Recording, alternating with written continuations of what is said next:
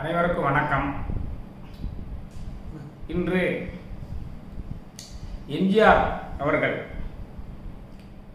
வாழ்ந்தவர் கோடி, மறைந்தவர் கோடி, மக்களின் மனதில் நிற்பவர் யார்? மாபெரும் வீரர், மானம் காத்தோர், சரித்திரம் தனிலே நிற்கின்றார் என்பதற்கிணங்க எத்தனையோ பேர் வந்தாலும் சென்றாலும் இவரை போல் ஒருவர் இன்னொரு கிடைக்கவில்லையே என்று மானிட உலகமே ஏங்கி தவிக்கக்கூடிய ஒரு பொன்மனச் செம்மல். அவரை பற்றிய நினைவுகளை எல்லாம் பகிர்ந்து கொள்வதற்காக திரு எம்ஜிஆர் அவர்களுடைய பக்தர் ஆழ்வார் திருநகரி ராஜப்பா வெங்கடாச்சாரி அவர்கள் அழைத்து வந்து, ஏன்னா எம்ஜிஆரை பற்றிய விஷயத்தை சொல்லணும்னா அவரை பற்றி முழுதும் தெரிந்து கொண்ட ஒருவர் சொன்னாதான் சரியா இருக்கும்னு நான் கருதுனேன். ஏன் அவர் எம்ஜிஆர் பக்தர்னு சொன்னா, அவருடைய பூஜை அறையிலே எம்ஜிஆர் படம் இருக்குதுங்க. அப்படிப்பட்ட ஒரு மாபெரும் மனிதர். அவர் விஜய் தொலைக்காட்சி, ராஜ் தொலைக்காட்சியில எல்லாம் வந்து எம்ஜிஆரை பற்றிய அந்த நிகழ்வுகளை பூரா கலந்து கொண்டு புகழ் பெற்றவர். எம்ஜிஆர் நடித்த 136 படங்களா சார்? 134 134 படங்களை பற்றி சிறப்பியல்புகள் பூரா தெரிஞ்சவருங்க. அதே போல அவருடைய அரசியலில் நடைபெற்றக்கூடிய முக்கியமான சம்பவங்கள் பூராமே தெரிஞ்சவர். அவரை மாதிரி ஒரு எம்ஜிஆர் பக்தரோட கலந்துரையாடுறது இந்த எம்ஜிஆர் நினைவு நாளில் பொருத்தமாக இருக்குங்கிறதுக்காக தான் ஐயா வர சொல்லி இன்னைக்கு இந்த அவருடைய எம்ஜிஆர் பற்றிய கலந்துரையாடலை செய்ய நினைக்கிறேன். இந்த சமயத்தில் இன்னொரு எம்ஜிஆர் பக்தரையும் குறிப்பிடணும். அவர் கோயம்புத்தூரில் இருக்கார். என்னுடைய மூத்த நண்பர். அவருடைய பேர் கிருஷ்ணகுமார். அவர் ஓய்வு பெற்ற சிறப்பு தலைமை பொறியாளர். அவர் ஒரு தீவிரமான எம்ஜிஆர் பக்தர். எம்ஜிஆர் பக்தர்னா அவர் எம்ஜிஆர் கூடயே ராமவரம் தோட்டத்துல எல்லாம் இருந்தவர். அவர் கையிலேயே எம்ஜிஆர் படத்தை பச்சை குத்தியிருக்காரு. ஒரு விமான பயணத்தில் நான் அவருக்கு பக்கத்தில் நிற்கும் பொழுது காதில் ஹெட்ஃபோனை மாட்டிட்டு கேட்டுக்கிட்டே இருந்தார். நான் அவர் பக்கத்தில் இருக்க வேண்டிய சூழ்நிலை வந்தது. என்ன கேட்டுக்கிட்டே இருக்காருன்னு பார்த்தேன். கொஞ்ச நேரம் கழிச்சு அந்த ஹெட்ஃபோனில் ஒரு இதை உருவி என் காதில் வச்சார். கேட்டால் எம்ஜிஆர் பாடல்கள் பூரா முழங்கிக்கிட்டு இருக்கு. அதுலேருந்து அவர் அந்த அமெரிக்க பயணம் 15 நாள் முடிகிற வரைக்கும் அந்த எம்ஜிஆர் பற்றியும் எம்ஜிஆர் நிகழ்வுகளை பற்றி சொல்லிட்டு இருந்தார். நாங்கள் 2 பேரும் எம்ஜிஆர் குடும்பங்கிற முறையில் நண்பர்கள் ஆகிட்டோம். திக்கஸ்ட் ஃப்ரெண்ட்ஸ் ஆகிட்டோம். உங்களை மாதிரியே அவர். ரொம்ப சந்தோஷம். ஏன்னா அவர் இந்த நிகழ்ச்சியை பார்த்து கொண்டிருக்கும் பொழுது அவரையும் நினைவு கூர்ந்து எம்ஜிஆருடைய திரையுலகத்தில் திருப்புமுனை ஏற்படுத்திய படங்கள், அவருடைய அரசியலில் திருப்புமுனை ஏற்படுத்திய சம்பவங்கள், இதெல்லாம் வந்து உங்கள் வாயிலாக நம்ம தமிழ் ஊர் நல்லுலகத்துக்கு தெரிவிக்கலாம்னு நினைக்கிறேன். முதல்ல ஐயா எம்ஜிஆர் ஐயா பிறந்தது 1917. 1917 பிறந்தாரு. 27 நடிக்க வந்திருக்காரு. ஆமாம். 37 நாடகத்தில் நடிச்சாரு. ஆமாம். 37 திரையுலக பிரவேசம் செஞ்சிருக்காரு. இந்த ஒவ்வொரு 10 ஆண்டுகளும் அவருடைய வாழ்க்கையில் முக்கியமான பங்காற்றி இருக்காரு. 1947 கதாநாயகனாக இருக்காரு. 57 அரசியல் பிரவேசம் செஞ்சிருக்காரு. 67 எம்எல்ஏ ஆகிருக்காரு. 77 முதலமைச்சராக ஆகிருக்காரு. என்ன அற்புதம் பார்த்தீங்களா? ஒவ்வொரு 10 ஆண்டுகளும் அவருடைய வாழ்க்கையில் முக்கியமான பங்கு வகிச்சிருக்குது. 87 அவர் நம்மளையெல்லாம் மீனா துயரத்தில் ஆரம்பிச்சுட்டு இறைவனாகி விட்டார் என்று தான் சொல்ல வேண்டும். என்ன உண்மை? அதான உண்மை. அப்போ அவருடைய படங்களை எடுத்துக்கொண்டீங்கன்னா நீங்கள் முத அவருடைய படம் என்ன படம் ஐயா பார்த்தீங்க? நான் முதல்ல பார்த்தது மதுரை வீரன். முதல்ல அவர் மதுரை வீரனை பார்த்தா நீங்கள் அவருடைய தீராத ரசிகரானீங்களா? ஆமாம். ஆமாம். அவருடைய சுறுசுறுப்பு, அந்த உடல் வாகு, ஏழைகளுக்கு உதவி செய்யறது, இந்த மாதிரி இதுகளை வச்சு தான் நான் அவருடைய ரசிகனாகவே மாறினேன். நாடகம் எல்லாம் கண்டேங்கிற பாட்டு அதில் தானே? ஆமாம், அதுதான் நாடகம் எல்லாம். அது அந்த காலத்தில் இந்த தொழில்நுட்ப வசதிகள்லாம் இல்லாத காலத்திலேயே அவர் வந்து நாடகம் எல்லாம் கண்டேன்னு சொல்லி அந்த வெளித்திரைக்கு நேர அவருடைய போட்டோவை வச்சு அதை நல்ல கேமரா ட்ரிக்கில் நல்லா எடுத்திருப்பார் அந்த காலத்திலேயே. மதுரை வீரர்கள் இருந்தால் நீங்கள் அவருடைய ரசிகரானீங்க. ஆனால் மலைக்கல்லன் வந்து ஜனாதிபதி பரிசு பெற்ற முதல் தமிழ் படம் அல்லவா? ஆமாம். அது வந்து 22/8/1957 வந்த படம். அதுக்கு ஒரு வருஷத்துக்கு முன்னாலேயே மலைக்கல்லன் வந்துருச்சு. 22/8/57 வந்த மலைக்கல்லன் படம் வந்து 6 மொழியில் தயாரிக்கப்பட்டிருக்கு. Very good, very good. Tamil, Telugu, Malayalam, Kannada, Sinhala, Hindi 6 மொழியில் படம் தயாரிக்கப்பட்டது. அதோடு மட்டும் இல்லாமல் தமிழ்நாட்டினுடைய தமிழ் படங்களுக்கு முதல் ஜனாதிபதி விருதை வாங்கி கொடுத்த படமும் அந்த மலைக்கல்லன் படம் தான். அதில் உள்ள சிறப்பான பாட்டு என்னது? ஒரு பாட்டு எத்தனை காலம் தான் ஏமாத்துவாங்கிற பாட்டு தான் மெயினாக உள்ள பாட்டு. அந்த பாட்டுக்கு வந்து டிஎம்எஸ் வந்து இவருடைய சர்வாதிகாரி மரபுகள் எல்லாம் பாடியிருக்காரு. ஆனால் எம்ஜிஆருக்கு பாடலை. எம்ஜிஆருக்கு பாடுறது இந்த படத்துல தான் முதல்ல அவர் வந்து எத்தனை காலம் தான் ஏமாற்றுவார்ங்கிற பாட்டை பாடியிருக்காரு. எத்தனை காலம் தான் ஏமாற்றுவார்னு சொல்லி எப்போ பாடியிருக்காங்க? 1957 1954 54 பாடியிருக்காங்க. எத்தனை காலம் தான் ஏமாற்றுவார் இந்த நாட்டிலேன்னு சொல்லி. அப்போ கொஞ்சம் போல ஏமாத்துறவங்க இருப்பாங்க, இப்போ ரொம்ப அதிகமாகிட்டாங்க. மலைக்கல்லனுக்கு அடுத்தபடியா அவருடைய படங்கள்ல சொல்லணும்னா நாடோடி மன்னனை பற்றி சொல்லுங்களேன். நாடோடி மன்னன் வந்து அவருடைய சொந்த தயாரிப்பு. அவர் அந்த படம் வந்து இருக்கிற காசெல்லாம் போட்டு கஷ்டப்பட்டு தான் எடுத்தாரு. ஆனால் அந்த படம் வந்து வெற்றி அடைந்தால் மன்னன், தோல்வி அடைந்தால் நாடோடின்னு சொன்னாரு. ஆனால் மக்கள் அவருக்கு நல்ல வெற்றியை கொடுத்து அவரை மன்னன் ஆக்கி வச்சுட்டாங்க.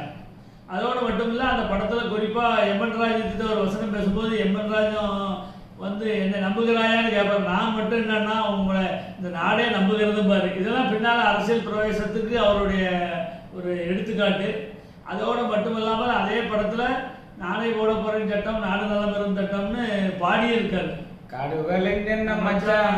கைங்கால் தான் நியமிச்சோம் அப்படிங்கிற பாட்டையும் பாடியிருக்காரு. காடு விளையட்டும் பொண்ணே நமக்கு காலம் இருக்குது பின்னே, காலம் இருக்குது பின்னே அப்படின்னு அழகா பாடுற. காலம் இருக்குதுங்கிறதையும் சொல்லியிருக்காரு. நானே போட போறேன் சட்டம், நானே போட போறேன் சட்டம், பொதுவில் நன்மை தருகிற திட்டம், நன்மை தருகிற திட்டம் அப்படின்னு அற்புதமான பாடல்கள் உள்ள நாடோடி மன்னன். மாடா உழைச்சவன் வாழ்க்கையில பசி வந்திட காரணம் என்ன மச்சான், அவர் தேடிய செல்வங்கள் வேற இடத்தில் சேர்வதனால் வெறும் சோகமடி. அந்த பாட்டு நாடோடி மன்னன்ல அப்பமே எழுதியிருக்கிறார். மலைக்கல்லனை பத்தி கேட்டீங்க. அந்த மலைக்கல்லன் இன்னொரு செய்தி சொல்லணும். அந்த எத்தனை காலம் தான் ஏமாற்றுவார்ங்கிற பாட்டு வந்து ஷூட்டிங் எடுக்கும்போது அந்த படத்துல வந்து பானுமதி அம்மா நடிச்சிட்டு இருந்தாங்க. அவங்களுக்கு வந்து அது ரொம்ப ஒரு பீக் ஹவர்ஸான நேரம். அதனால அவங்க வந்து கதையின்படி அந்த இதுல இருந்து மலைக்கல்லனை அந்த கல்லன்றது கடத்தி நாட்டுக்கு கொண்டு வர, இவரை கொண்டு வந்து சேர்க்கணும். அப்ப எம்ஜிஆர் வந்து அவர்கிட்ட குதிரையில அவரையும் குதிரையில உட்காத்திக்கிட்டு இவர் குதிரையில வந்து நாட்டில் கொண்டு விடுறதா ஒரு இது இருந்தது. ஆனா இவர் கூட நான் குதிரையில உட்கார மாட்டேன்னு அந்த மாதிரி சொன்ன உடனே தலைவர் வந்து எதையுமே விட்டு கொடுத்து தான் போவார். யார்ட்டையுமே போய் ஒரு இதுக்கு நிற்க மாட்டார். சரி ரைட்டு பக்கத்தில் கதை நடந்தால் சரிதான், விட்டு கொடுத்து நம்முடைய இதை பண்ணுவார். அவர் அந்த விட்டு கொடுத்தனால தான் அவர் நிறைய விஷயங்கள் அவர் விட்டு கொடுத்தனால அவருடைய பேர் நிற்கும், புகழாக நிற்குது. அதில் ஒரு காரணம், அந்த அம்மாவை குதிரை மேலே உட்காத்தி வச்சு இவர் குதிரையை கைட்டு அப்படியே இழுத்துட்டே வருவார். அதுலதான் அந்த பாட்டுல எத்தனை காலம் தானே ஏமாத்துவார் பாட்டுல. அதோடு மட்டும் இல்லை, அங்க வந்து அந்த காலத்திலேயே அவருடைய திட்டங்களையும் சொல்லியிருக்காரு. ஊரங்கு பள்ளிகள் கட்டுவோம் அந்த மாதிரிலாம் சொல்லி அந்த கல்விக்கு அந்த காலத்திலே அவர் ஒரு வித்துட்டு இருக்காரு. அதோடு மட்டும் இல்லாமல் அந்த படத்துக்கு வந்து சாய் சுப்புலட்சுமி 2 சின்ன குழந்தைகள் நல்ல நடனம் ஆடும். அந்த பழங்கால படங்கள்ல எல்லாம் நாட்டிய நடனங்கள் உண்டு. அதில் சாய் சுப்புலட்சுமி அந்த 2 பொண்ணு அப்புறம் சின்ன பொண்ணா இருக்கும். அவங்க பெரியவனாகவும் நிறைய படத்துல ஆடிருக்காங்க. இந்த படத்துல வந்து சின்ன பிள்ளைகளா இருக்கும். தமிழன் என்ற ஒரு இனம் உண்டுங்கிற ஒரு பாட்டு உண்டு. அப்பவுமே நல்ல ஒரு தமிழுக்கு வந்து ஒரு நல்ல மதிப்பு கொடுத்து அவருடைய படங்களை நடிச்சிருக்காரு. இப்போ இந்த நாடோடி மன்னன்ல பார்த்தீங்கன்னா ஒரு காட்சியில் ஒரு எம்ஜிஆர் இப்படி சேர்ல உட்காந்துருப்பாரு, இன்னொரு எம்ஜிஆர் அவர் சுற்றி வருவார். அதெல்லாம் வந்து கிராபிக்ஸ் இல்லாத நேரத்தில் எடுத்த படங்கள், அவரே எடுத்த படங்கள். இளைய தலைமுறையெல்லாம் அதை பார்க்கணுங்கிறக்காக வேண்டி நம்ம அதை சொல்ல வேண்டியிருக்காங்க. பிறகு மன்னாதி மன்னன்ல அவர் அற்புதமாக டான்ஸ் ஆடி இருப்பாரு பத்மினி. அதுக்காகவே அவர் கொஞ்சம் பரதநாட்டியம் கற்றுக்கிட்டு பத்மினியை கூட நடனம் ஆடினாரு. அது நிறைய ஆட்கள் நல்லா பாராட்டிருக்காங்க. நடன கலைஞர்களே இவர் வந்து இவ்வளவு வித்தியாசமா ஆடுறாரு அப்படிங்கிறத பாராட்டிருக்காங்க.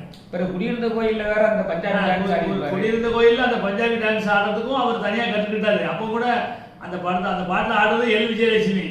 அவங்க அளவுக்கு இவங்க ஆடுவாங்களான்னு எதிர்பார்த்தாங்க. இவர் அதுக்காக மெனக்கிட்டு பயிற்சி எடுத்து அந்த அம்மா கூட ஆடினதுல இன்னைக்கும் அந்த பாட்டு வந்து எந்த திரையில போட்டாலும் மக்கள் மத்தியில ஒரு பெரிய மதிப்பா இருக்கு. அதே மாதிரி அன்பேதால வந்து ஒரு காலேஜ் பையனோட போட்டி டான்ஸ் ஆடுற மாதிரி நாடோடி நல்லா உடல் பலமா இருந்தாரு. அதனால அவர் வந்து நானும் யங்ஸ்டரா இருக்கும்போது எல்லா நாட்டையும் பார்த்துருக்கேன். நானும் கிரிக்கெட் விளையாடுவேன், நானும் காலேஜில் படிச்சவங்கிற அந்த அர்த்தத்தில் ட்விஸ்ட் டான்ஸ் எல்லாம் ஆடுவேன்னு சொல்லி நாடோடி போக வேண்டும் ஓடோடிங்கிற பாட்டுல அவரே அந்த உடல் எக்ஸசைஸ் எல்லாம் செஞ்சு காட்டி கிட்டார் வாசிச்சு எல்லாமே அவரால் இலக்கிற மாதிரி பண்ணுவார். எல்லா படத்துலையுமே வந்து கதாநாயகிகள் தான் அவரை தேடி பாடுறதா இருக்கும். அன்பேவாலா மட்டும்தான் அவரு பாடுற மாதிரி ஒரு பாட்டு இருக்குன்னு நான் நினைக்கிறேன். ஆமா, உள்ளம் என்றொரு கோயிலிலே தெய்வம் அன்பேவா அப்படின்னு போடுறாரு. ஆமா, ஏன்னா அவர் ஒருத்தர் தான். அது ஒரு வித்தியாசமான படம், வில்லனே இல்லாத ஒரு படம். வில்லனே இருக்கும். அது காதலனுடைய காதலன் காதலுக்கு இடையே உள்ள ஒரு நுணுக்கத்தை சொன்னது.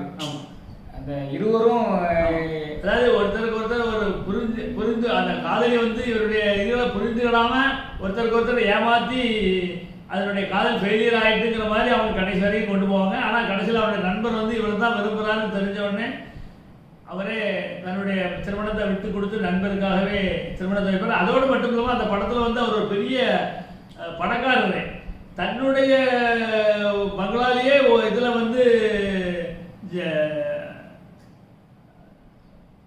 வெளிநாட்டில் அந்த இந்தியாவுடைய நேபாள் பக்கத்தில் அவருடைய இது இருக்கு. அந்த இடத்துல போய் உட்கார்ந்து அவரே அந்த வீட்டுக்கு வாடகை கொடுத்துட்டு அந்த வீட்டில் குடியிருப்பார். அந்த மாதிரி ஒரு நல்ல சுச்சுவேஷன்ல எடுத்துருக்கேன். ஏன்னா மன நிம்மதி வேணும், ஏழைகளும் எப்படி இருக்காங்க, நம்ம பணக்காரனா இருக்குமே அப்படிங்கிற ஒரு வித்தியாசம் பார்க்காமல் நடிச்சார். பிறகு திரையுலகத்தை பற்றி பேசிட்டு இருக்கும்போது 1001 பற்றி நினைக்காம இருக்க முடியாது. அது கட்டாயம். படம் அன்பேவா வந்து 89வது படம். 89வது படம். 1001 சரி. அன்பேவா வந்து 81வது படம். 81வது படம். 1001 வந்து 76வது படம். 1001 பற்றி சொல்லுங்க. 1001 படம் வந்து கடல் கொள்ளைங்கிற ஒரு கதை. ரெண்டாவது அந்த படத்தை பத்மினி பிக்சர்ஸ் எடுத்திருப்பாங்க. அவங்க வந்து இது வரைக்கும் நிறைய படங்கள் எடுத்திருக்காங்க, சிவாஜிலாம் வச்சு எடுத்திருக்காங்க. கடைசியில் அவருக்கு வந்து பண நெருக்கடிகள் வந்தது.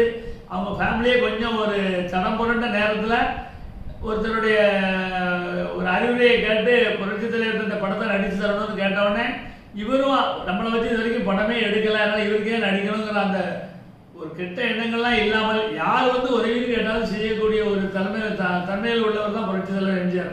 அவர் உடனே நான் வந்து அதுக்கு சம்மதிக்கிறேன்னு சொல்லி ஒரு படத்தை நடித்து கொடுத்து இவரை வந்து திரும்ப நம்ம வாழ்க்கையை உயர்த்தி விட்டார்.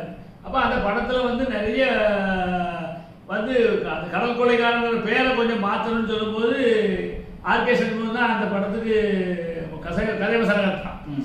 அவர் உடனே இதுக்கு வந்து 1001 ஒரு பேரை வச்சா எம்ஜிஆருக்கும் உலகம் போகிறோம் 1001 பேர் பதியுங்கிற அர்த்தத்தில் அவர் ஒரு இதை வச்சார். அது மாதிரி அந்த படம் நல்லா ஓடுத்து, வசனங்களும் நல்ல திறமையான வசனங்கள்.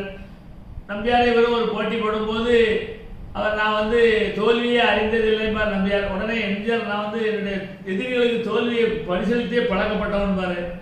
அதோடு மட்டும் இல்லாமல் சொல்வார், மனதை அதன் போக்குக்கு விட்டு விட்டால் காட்டு யானை பலம் வந்துவிடும் அப்படின்னு சொல்லுவார். அதே மாதிரி நல்ல வசதியாக இருந்த இடத்துல உள்ள ராணி வந்து இவரை விரும்பி இவரை கூப்பிட்டு இவருக்கு வசதியெல்லாம் பண்ணித்தரேன்னு சொல்லும்போது தன்னுடைய நாட்டில் இருந்து இங்கே வந்து அடிமை வாழ்ந்துட்டு தன்னுடைய நாட்டில் வந்து ஒரு சுதந்திரத்தை உண்டாக்கணுங்கிறதுக்காக வந்த ஒரு சர்வாதிகாரியை ஒழித்து சுதந்திரத்தை உண்டாக்கணும்னு வந்ததுனால தன்னுடைய தோழர்கள் கூடயே கடைசி வரைக்கும் இருக்கணுங்கிற இடத்துல என்னுடைய தோழர்களுக்கும் அந்த வசதிகளை செய்து கொடுத்தா நான் வாங்கிக்கிறேன்னு எப்போனாலும் சரி அவர் தொழிலாளர்கள் தோழர்கள் இவங்களுடைய ஒரு சப்போர்ட்லேயே தான் அவர் எந்த கருத்தையும் ஆஃபீஸில் சினிமாவில் கொண்டு. நீங்கள் ஒவ்வொரு படத்தை பற்றி 1 மணி நேரம் பேசக்கூடிய அளவுக்கு விஷயம் வச்சுருக்கீங்க, பிரமிப்பாக இருக்குது. நமக்கு உள்ளே டைம் வந்து கொஞ்சமாக இருக்கிறதுனால நான் நிறைய விஷயங்களை நான் ரசிகர்களை கொண்டு சொல்ல ஆசைப்படுறேன். 1001 அடுத்தபடியாக நீங்கள் உலகம் சுற்று வாலிபன் அற்புதம் இல்லையா? ஆமாம். அது வந்து ஒரு எத்தனாவது படம்? 119வது படம். ஏப்பா டக்குன்னு அடிக்கீங்களே. உலகம் சுற்று வாலிபன் 119 எந்த தேட்டரில் பார்த்தீங்க? திருநெல்வேலியில் சென்ட்ரல் தேட்டரில் பார்த்தேன். காலையில் ஷோக்கு காத்திருந்து, மதியம் ஷோக்கு காத்திருந்து, மேட்னிக்கு காத்திருந்து, டிக்கெட்டே கிடைக்காம செகண்ட் ஷோக்கு பிளாக்ல விற்கிறாங்கன்னு அந்த பிளாக் வாங்குற இடத்துல போனால் அவர் ஒரு டிக்கெட்டு 200 ரூபா சொல்கிறாரு, சார் 100 ரூபா சொல்கிறாரு, 4 ரூபா 60 பைசா டிக்கெட்டை. அப்போ அதெல்லாம் எனக்கு சம்பளமே 100 ரூபா தான். அப்போ சரி, அதனால கையில் இருந்த துட்டு வந்து 10 ரூபா தான் இருந்தது. அதுலேயும் காலையிலேருந்து காஃபிலாம் குடிச்சதுனால 7 ரூபா தான் மிச்சம் இருக்குது. கடைசியில் அவர்கிட்ட சொல்லி அவர் அந்த 10 ரூபா அந்த 4 ரூபா 60 பைசா டிக்கெட்டை பூரா 100 ரூபாய்க்கு விற்று முடிச்சுட்டு கடைசியில் வந்து ஒரே ஒரு தர டிக்கெட் இருக்கு 40 பைசா அப்படின்னாரு. அப்படின்னு சொன்ன உடனே அந்த 40 பைசா டிக்கெட்டை தான் 7 ரூபா கொடுத்து வாங்கினேன். ஏப்பா தீவிரமான ரசிகராக இல்லையா? அது அந்த டிக்கெட் கிளிக்காமல் இருந்ததுனால இன்னைக்கு வரைக்கும் பத்திரமா தான் கையில் வச்சிருக்கேன். இப்போ வச்சிருக்கீங்களா? வச்சிருக்கேன். உலகம் சுற்று வாலிபன் இப்படி பார்த்துருக்கீங்க கஷ்டப்பட்டு. உலகம் சுற்று வாலிபனுக்கு அடுத்தது இந்த ஸ்ரீதருக்காக வேண்டி உரிமை குரல் எடுத்து கொடுத்தாரு இல்லையா? ஆமா, இது உரிமை குரல் படம். உரிமை குரல் எத்தனாவது படம்? உரிமை குரல் 122. அது சொல்லுங்க, பிறகு எடுத்துக்கிடுவோம் டிக்கெட் வேணா. இதை பாருங்க, டிக்கெட்டையே பத்திரமா வச்சிருக்காரு. உலகம் சுற்று வாலிபன் டிக்கெட்டுங்க இது. அப்போ இதே மாதிரி எத்தனை டிக்கெட்டுகள் பத்திரமா வச்சிருக்கீங்க? அப்படின்னு இல்லை. அதை வந்து என்னுடைய நண்பர்கள் வந்து எல்லா டிக்கெட்டும் வச்சிருக்காங்கன்னு சொல்லுவாங்க. நான் ஏதோ கையில் அம்பிட்டு தான் வீட்டில் போட்டிருப்பேன். இது வந்து டிக்கெட் கிளிக்காம இருந்ததுனால இதை மட்டும் லேமினேஷன் பண்ணி சென்ட்ரல் டாக்கீஸ்ன்னு போட்டிருக்குது. 40 பைசா டிக்கெட்டு 7 ரூபா கொடுத்து அந்த காலத்தில் வாங்கி சார் பார்த்துருக்குறாரு பாருங்க. அற்புதமான இது. திரிதற்காக தானே உரிமை கொள்கை. அதே மாதிரி தான் ஸ்ரீதரும் ஆரம்ப காலத்தில் எம்ஜிஆரை வச்சு அன்பு சித்திய ரத்தம்னு ஒரு படம் எடுக்கணும்னு வந்தாங்க. 2 பேருக்குள்ள ஒரு சின்ன கருத்து வேறுபாட்டுனால அவர் அந்த அப்படி படத்தை விட்டுட்டு போயிட்டாரு. அதுக்கப்புறம் பிற்காலத்தில் பார்த்தா அவர் ரொம்ப அவரும் இந்த பந்தல் மாதிரி தான் கடைசி நேரத்தில் கொஞ்சம் ரொம்ப கஷ்டப்பட்டுட்டு இருந்த நேரத்தில் ஒருத்தர் சொன்னார், நீங்கள் போய் தேவர் தான் சொன்னாராம், நீங்கள் போய் சும்மா எம்ஜிஆர் பாருங்க, அவர் உங்களுக்கு சப்போர்ட் பண்ணுவார் அப்படின்னு சொன்னாராம். உடனே அவர் அதுக்காக உடனே ஸ்ரீதருக்கு தகவல் சொன்னோடனே அவர் எம்ஜிஆருக்கு தகவல் சொன்னாங்க. உடனே எழுதினாலே அவர் ஒரு பெரிய டைரக்டர், அவர் என்னை தேடி வந்ததாக இருக்கக்கூடாது, அதனால நானும் அவரை தேடி போனதாக இருக்கக்கூடாது, ஒரு பொது இடத்துல 2 பேரும் சந்திப்போம்னு சொல்லி ஒரு பொது இடத்துல 2 பேரும் சந்திச்சு இந்த படத்தை பற்றி அப்போ டிஸ்கஸ் பண்ணி அந்த படத்தை இது பண்ணி கொடுத்தாரு. அந்த படம் திருநெல்வேலியில் லட்சுமி தேட்டர்லேயே 200 நாளைக்கு மேலே ஓடிச்சு. உரிமைக்குரல் எத்தனையாவது படம்? உரிமைக்குரல் வந்து 122வது படம். உரிமைக்குரல் 122. ரிக்ஷாக்காரனுக்கு தானே அவர் சிறந்த நடிகருக்கான பரிசு. ஆமாம், பாரத் பட்டம் வாங்கி கொடுத்தது அந்த ரிக்ஷாக்காரன் படம் தான். அது கொஞ்சம் சில அரசியல் பிரச்சனைனால அதுக்கப்புறம் அவர் வேண்டான்ட்டு ஒதுக்கிட்டு. அது எத்தனையாவது படம் ரிக்ஷாக்காரன்? ரிக்ஷாக்காரன் வந்து 110வது படம். 110வது படம். இதை தவிர இந்த அவருடைய சினிமாவில் வந்து திருப்பத்தை ஏற்படுத்திய படங்கள்னு எங்க வீட்டு பிள்ளை சொல்லுவீங்க. எங்க வீட்டு பிள்ளை பெரிய வசூல் பண்ணி. ஆமாம், அது வந்து 4வது கலர் படம். அவருடைய படத்துல கலர் படத்துலேயே 4வது கலர் படம். ஈஸ்வன் கலர் வந்தது அதுக்கு முந்தின படம் படகோட்டியில். அந்த படகோட்டிலையும் எங்க வீட்டு பிள்ளையும் அந்த கலர்ல எம்ஜிஆர் பார்க்கும்போது உண்மையிலேயே உலகத்தில் உள்ள அத்தனை பெண்களும் அவ்வளவு ரொம்ப ஆர்வமா அவரை பார்த்து ரொம்ப மயங்கிட்டாங்க. அந்த அளவுக்கு அவருடைய கலர் அவ்வளவு டாப்பா இருக்கும். இயற்கையாவே கலரு அந்த ஈஸ்ட்மன் கலர்ல ஈஸ்ட்மன் கலர்ல அது ரொம்ப பிரமாதமா இருந்தது. படகோட்டி எங்க வீட்டு பிள்ளை. ஆமா, அதுலேயும் குறிப்பா அது எங்க வீட்டு பிள்ளை படத்துல வந்து அந்த ஒரு பாட்டுல வந்து அது சொல்றாரு, உன்னாலே முன் மக்கள் எண்ணம் நிறைவேறட்டும்னு சொல்லி அந்த பாட்டிலேயே அவரை பத்தி பாடுவாங்க. ஆரம்ப பாட்டு. அதுலதானே நான் ஆணையிட்டால் அது நடந்து விட்டால் இந்த ஏழைகள் வேதனை பட மாட்டாங்க. அதாவது இந்த கவிஞர்களுடைய வாக்குகள் பூரா பழிச்சிருங்க. இந்த முதல்லயே நாடோடி மண்ணில் நானே போட போறேன் சட்டம் பதில் நன்மை தருகிற திட்டம்னு சொல்லி பட்டுப்பட்ட வேலை எழுத வச்சாங்க. பிறகு மாபெரும் சபைகளில் நீ நடந்தால் உனக்கு மாலைகள் விழ வேண்டும்னு சொல்லி கண்ணதாசன் எல்லாமே அவரே ஒரு 3 படத்தை இயக்கியிருக்காருல்ல. ஆமா, முதல் படம் அதாவது முதல் படம் நாடோடி மன்னன், 2வது படம் உலகம் சுத்த வாலிபன், 3வது படம் வந்து மதுரை விட்டு சுந்தரபாண்டியன். ஆனா எம்ஜிஆர் பிக்சர்ஸ்ங்கிறது அடிமை பெண், உலகம் சுத்த வாலிபன், நாடோடி மன்னன். அந்த அடிமை பெண் வந்து இயக்கம் வந்து சங்கர். ஆனா சங்கர் வந்து பேட்டியில சொல்லும்போது முழுக்க முழுக்க இயக்குனது அவர் தான், என்னுடைய பேரை அதில் சேர்த்துக்கிட்டாங்கன்னு சொல்லியிருக்காரு. இப்போ அவருடைய திரையுலகத்தை பத்தி நம்ம நிறைய பேசணும்னா திரையுலகத்தை பத்தியே ஒரு 1 மணி நேரத்துக்கிட்ட பேசலாம். ஆனா அவர் 72ல அவராகவே ஒரு புதிய கட்சி ஆரம்பிக்க வேண்டிய சூழ்நிலை வந்தது. அப்ப அவருடைய ரசிகர்களுடைய மனநிலை எப்படி இருந்தது, அந்த எழுச்சி எப்படி இருந்தது? அந்த எழுச்சி வந்து இருக்க போய் தான் இன்னைக்கு அவர் கட்சி ஆரம்பிச்சிருக்காரு. அவர் கட்சி ஆரம்பிக்கணும் வேணும்னு நினைக்கவே இல்லை. ரசிகர்களுடைய ஒரு உந்துதல் தான் அவர் அந்த கட்சியை ஆரம்பிச்சாரு. அதே மாதிரி பக்கத்தில் 73ல் திண்டுக்கல் எலெக்ஷன் வந்தது. அதுலேயும் அந்த அளவுக்கு அவருக்கு பண வசதி இல்லாட்டாலும் பொதுமக்கள் ஒவ்வொருத்தருமே தன்னுடைய வீட்டு ஃபங்க்ஷனுங்கிற மாதிரியே அந்த தேர்தலை நடத்தி முடித்தாங்க. என் போன்ற ரசிகர்கள் அந்த காலத்திலேயே நாங்கள் கையிலிருந்து காசு போட்டு, நான் வந்து அப்போ அரசு பணியில் இருந்ததுனால காசு தான் என்னால் 2 தடவை கொடுத்த முடியும். என்னோட நண்பர்கள் எல்லாருமே அவங்களே திண்டுக்கல்ல போய் நோட்டீஸ் அடித்து அவங்களே ஒட்டி, வெளியூர்லேருந்து அவங்க தான் நோட்டீஸ் அடித்து ஓட்டுறாங்க. இப்போ உள்ள தேர்தல் டைப்பே மாறிட்டுது. அந்த மாதிரி இருந்த நேரத்தில் அவர் உலகம் சோழன் படமும் அந்த டேட்டு ரிலீஸ் ஆச்சு. சரி, அது 11/5/73 ரிலீஸ் ஆச்சு. தேர்தல் வந்து 20/5/73 முதல்ல ரெட்டையில குத்துன சின்னம் வந்து 20/5/73. சூப்பராக ஞாபகம் வச்சிருக்கீங்களே. எம்ஜிஆர் நினைவு தினத்துக்கு இதை விட அற்புதமான தகவல்கள் சொல்லக்கூடிய ஆள் இருக்கவே மாட்டாங்கன்னு நினைக்கிறேன். அதுல பெருவாரியான வாக்கு வித்தியாசத்தில் வெற்றி பெற்றுச்சு. ஆமா ஆமா, மத்தியில ஒரு ஆளுங்கட்சி, மாநிலத்துல ஒரு ஆளுங்கட்சி, 2 ஆளுங்கட்சி எதிர்த்து. அதுக்கப்புறம் இது தவிர தமிழ்நாட்டில் புகழ்பெற்ற காமராஜருடைய தனி கட்சி 3மே எதிர்த்து ஜெயிச்சிருக்காரு. 3மே எதிர்த்து தனிப்பட்ட முறையில் ஜெயிச்சிருக்காங்க. மக்கள் அபரிமிதமான அன்பு அவர் மேல வச்சிருக்காங்க. அதுலதான் அந்த ரசிகர்கள் பூரா நம்ம அதை உயிரை கொடுத்து அவர் இருக்கிறாங்க. அவர் இருக்கிற வரைக்கும் 77 எலெக்ஷன்லையுமே ஒவ்வொரு ரசிகரும் தன் கையில இருந்து காசு போட்டு அவருக்கு நோட்டீஸ் விட்டுறது, இப்போ அந்த விளம்பரங்கள் செய்கிறது, அவர் வந்தால் அதுக்கு வேண்டிய ஏற்பாடுகள் பண்ணுறது எல்லாம் ரசிகர்கள் பூரா கையிலேருந்து செஞ்சு அதனால் அவரை தேர்தலில் கொண்டு வந்தாங்க 77. 80 அவருடைய ஆட்சி கலைக்கப்பட்டது. ஆனால் வேறு ஒன்றுமே சொல்லலை. மக்கள் மத்தியில் போய் நான் என்ன தவறு செய்தேன், எதுக்காக என்னுடைய ஆட்சியை கலைச்சாருன்னு 2 கேள்வி தான் கேட்டார். அதுக்கே 18/2/80 கலைச்ச ஆட்சி 9/6/80 திரும்ப அவர் 4 மாசத்துக்குள்ள முதலமைச்சர் அதிகமான இடங்களை பிடித்து வந்தார். ஆமா, எண்ணிக்கை சீட் எண்ணிக்கை கூடுதல். நீங்க இந்த மதுரையில் உலகத்தமிழ் மாநாடு நடத்தும் போது அவர் பக்கத்துல இருந்து பார்த்துருப்பீங்கல்ல? ஆமா, பார்த்தேன். 5ஆம் உலகத்தமிழ் மாநாடு பார்த்துருக்கேன். 5ஆம் உலகத்தமிழ் மாநாடு எந்த வருஷம் நடந்தது? 80ஆம் வருஷம் ஜனவரி 81 நடந்தது. புதுசாக இப்போ பதவி ஏற்றவொடனே நடந்ததோ? கலைச்ச பிறகு புதுசாக கழிச்சு இந்திரா காந்தி அம்மா அதுக்கு தான் கூட்டு வந்தாங்க. நீங்க மதுரை தமிழ் உலகத்தமிழ் மாநாடு போயிருக்கீங்க? அங்கதானே ஜெயலலிதா அவர்களுடைய நாட்டிய நாடகம் நடந்தது. அதெல்லாம் பார்க்க. அதே மாதிரி ஏற்கனவே 1967 திருநெல்வேலியில வந்து விஓசி கிரவுண்ட்ல வந்து ஜெயலலிதாவுடைய நாட்டிய நாடகம் நடந்திருக்கு. சரி. 67, அதாவது 15/11/67 நடந்துச்சு. அன்னைக்கு தேதியில புரட்சி தலைவர் வந்து அது காளிபார்க் தேட்டர் வராரு, காளிபார்க்கு கடவுளையே வராரு. நான் முக்கில் அவரை பார்த்தா அன்னைக்கு படம் நடக்குது. அவர் படம் விவசாயி அப்படி நடந்துட்டு. அம்மா வந்து 1981 தானே கொள்கை பொறுப்பு செயலராக வந்தாங்க. ஆமா ஆமா, 82 வந்தாங்க. பிறகு இந்த சத்துணவு திட்டம் ஆரம்பிச்ச ஆண்டு இது. அது 1/7/82 ஆரம்பிச்சாங்க. அவருடைய திட்டங்களிலே மிகவும் முக்கியமானது சத்துணவு திட்டம் தான். அவர் வந்து திருச்சி பக்கத்துல ஒரு ஊர்ல சத்துணவு துவக்கி வச்சாரு. அப்ப நான் அரசு பணியில் இருந்ததுனால சிறுவைகுண்டம் அருகில் உள்ள புளியங்குளங்கிற ஊர்ல என்னுடைய தலைமையில அந்த ஊர்ல முதலா சத்துணவு துவக்கப்பட்டது. சரி. நான் அங்க இருந்து துவக்கி வச்சாப்போம். இது அவருடைய நம்ம திரையுலகத்தை பத்தி பேசிட்டு வந்ததுனால அரசியல் அவர் செஞ்ச விஷயங்களையும் நினைவு பண்ணிக்கிட்டே வரோம். மதுரையில் உலகத்தமிழ் மாநாடு நடத்தினாரு. சத்துணவு திட்டத்தை கொண்டு வந்தாரு. 69% இடஒதுக்கீடு அவர் தானே கொண்டு வந்தாரு. அவர் கொண்டு வந்த பிறகு தான். அதோட மட்டுமல்லாமல் அவர் வந்து இந்த ஏழை குழந்தைகளுடைய அதனுடைய கஷ்டங்களை பார்த்து அந்த பிள்ளைகளுக்கு செருப்பு, அதுகளுக்கு பல்பொடி, பை, இதெல்லாம் அவர் காலத்திலேயே பள்ளி மாணவர்களுக்கு ஆரம்பிச்சு கொண்டு வந்ததுதான். ஏன்னா அவர் பள்ளிக்கூடத்துக்கு போக முடியாம பாய்ஸ் நாடக கம்பெனியில சேர்ந்ததுனால அவர் நம்மள மாதிரி பள்ளிக்கூடத்துக்கு போகாம யாரும் இருக்கக்கூடாதுன்னு நினைச்சுதான்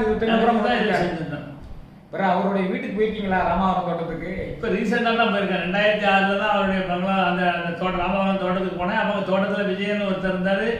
அவருடைய மனைவி தான் சுதா விஜயன். இப்போ கூட ரீசெண்டாக உலகத்தமிழ் இது நம்ம 100ஆண்டு விழா ஜானகியம்மாவுக்கு நடத்தும் போது அந்த சுதா அம்மாவை கூப்பிட்டு, சுதா விஜயகுமாரை கூப்பிட்டு அவங்க அதை வச்சு கௌரவப்படுத்தினாங்க கட்சியில இருந்து. இப்போ போயிட்டு ரீசெண்டாக போய் அந்த அவர் இருக்கும்போது போக வாய்ப்பு கிடைக்கல. நான் போயிருக்கேன். ஆனால் அவருடைய ரூமு, அவருடைய இடங்கள், அந்த அவர் எம்ஆர்ல தாங்க அவருக்கு சர்ச்சை வந்த இடம், அந்த ஷூட் பண்ண இடம், அந்த இடத்துல உட்காந்து ஃபோட்டோலாம் எடுத்துருக்கோம். ஆனால் அந்த நேரத்தில் அந்த தோட்டத்தில் உள்ள விஜயன் வந்து அவருடைய பக்கத்தில் பின்ன பேக்கில் வந்து நீச்சல் குளம்லாம் இருக்கு, அங்கெல்லாம் கூட்டிகிட்டு போனார். அந்த வீட்டெல்லாம் சுற்றி பார்த்தோம். எல்லாம் அவசியத்துக்கு மட்டும்தான் இருக்கு தவிர அனாவசியத்துக்கு எதுவுமே கிடையாது. அவர் நினைச்சிருந்தா அந்த காலத்துல டைல்ஸ் போடலாம், அப்படிலாம் போடலாம். அவர் எதுவுமே அந்த மாதிரி ஒரு இதெல்லாம் பண்ணலை. வீடு நல்ல பதிலாக தான் அவர் வீட்டுக்கு வரவங்களுக்கு பூராமே வந்து சிறப்பான சாப்பாடு போட்டு அவர் வச்சிருக்காருல்ல. அதாவது வீட்டுக்கு வரக்கூடியவங்க வயிறார சாப்பிட்டுட்டு போகணும், அதுக்கு பிறகுதான் அவங்க அவருடைய விண்ணப்பத்தை வாங்கணுங்கிறதே ஒரு கொள்கையா வச்சிருக்காங்க. முதல்ல சாப்பிட்டாங்க பிறகு உள்ள போய் சாப்பிட்டு வாங்கன்னு சொல்லுவாங்க. அதுக்கப்புறம் தான் அவருக்கு பேச ஆரம்பிப்பாங்க. அவரை பத்தி சொல்லும் போது அடுப்புல உலைய வச்சுட்டு அவர் வீட்டுக்கு போனா அரிசி வாங்கிட்டு வந்துடலாங்க, அவ்வளவு நம்பகத்தன்மையான படை வள்ளல் அப்படின்னா அது சொல்லியிருக்காரு. கடையேழு வள்ளல்கள் வரிசையில் ஒரு 8வது வள்ளல் நம்ம எல்லாம் கொண்டாடுறது அதனால தானே. என்ன சொல்றீங்க? அவருடைய வள்ளல் தன்மைக்கு நிகரா யாருமே இருக்க முடியாது. அதே சமயத்துல அவர் வந்து ரொம்ப தீர்க்க தரிசனமானவர். இப்போ கட்சியில வந்து 2 கோஷ்டிகள் இருந்தாலும் அவர் நம்மளுடைய மறைவுக்கு பிறகு யாரு வந்து மக்கள்கிட்ட வந்து பேராதரவு பெறாங்களோ அவங்களே நிலைச்சு நிக்கட்டும்னு சொல்லி அவர் விட்டுட்டு போயிட்டார்ல. அப்படியே யாரும் எத்தனையோ தடவை நீங்க யாராவது ஒரு ஆள் கையை காமிச்சா அவங்க தானே கடைசி வரைக்கும் இருக்க போறாங்க, நாங்கள் ஏற்றுக்கணும்னு எல்லாரும் சொல்லும் பொழுதும் தலைவர்கள் வந்து மக்களால் தேர்ந்தெடுக்கப்பட வேண்டும்னு உறுதியா நான் எண்ணிக்கிறேன். என் காலத்துக்கு பிறகு எத்தனை பிரிவா பிரிஞ்சாலுமே அதுல ஒருத்தங்க வந்து மக்களுடைய ஆதரவை பெற்று வருவாங்க, அவங்களே அந்த கட்சி வழிநடத்தட்டும்னு ஒரு சிந்தனையோட இருந்தாரு. அதை விட தன்னுடைய குடும்பத்துல உள்ளவங்க யாருக்கும் அரசியல்ல எந்த பதவியும் கொடுக்கல, கட்சியில எந்த பதவியும் கொடுக்கல. அதான் முக்கியமானது. குடும்பத்தை அரசியலுக்கு கொண்டு வரல, அரசியல் வேற குடும்பம் வேணான்றது அவருக்கு எல்லாமே செஞ்ச எம்பி சக்கரவாணி குடும்பத்துல இருந்து கூட யாருமே அவர் கட்சியில அவர் இருக்கிற வரைக்கும் சேர முடியல, சேர்க்கல அவரு.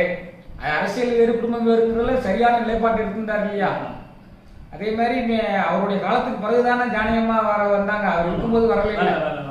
அப்ப இந்த மாதிரி ஒரு அரசியல்ல ஒரு தார்மீக நெறிய கடைபிடிக்கணும். அவர் இறந்த பிறகும் அவருடைய சொத்துக்களை பூரா கஷ்டப்பட்டவங்களை அனுபவிக்கணுங்கிறதுக்காக தான் அவங்க ஊமை சேவடர் பள்ளிக்கூடம் வச்சு அதுக்கு அவங்களுக்கு கொடுத்துருக்காங்க. ஜானகியம்மா பேரால் ஒரு காலேஜ் இருக்கு, ஜானகியம்மா பேரால் ஒரு உயர்நிலைப் பள்ளி இருக்கு.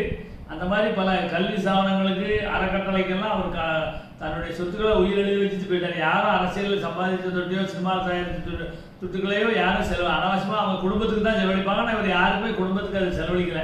பொதுமக்கள் இருந்து வந்த படம் பொதுமக்களுக்கே போகட்டும்னு சொல்லி அவர் அதோட உயிர் எழுதி வச்சுட்டு முடிச்சிட்டார். அதனாலதான் வாழ்ந்தவர் கோடி மறைந்தவர் கோடி மக்கள் மனதில் இப்பவர் யாரும் மாபெரும் அவர் தான் எம்ஜிஆர் தான். மாபெரும் வீரர், மானம் காத்தோர், சரித்திரம் தனிலே நிற்கின்றார்ங்கிற வார்த்தை அதனாலதான் வந்தது. அந்த 1001 படம் முடிஞ்சு வரும் பொழுது அந்த மருந்து பெட்டியை கையில் தூக்கிட்டு ஜெயலலிதாவை கையில் பிடிச்சிக்கிட்டு வரும்போது பின்னணியில் ஒரு பாட்டு ஒலிக்கும்.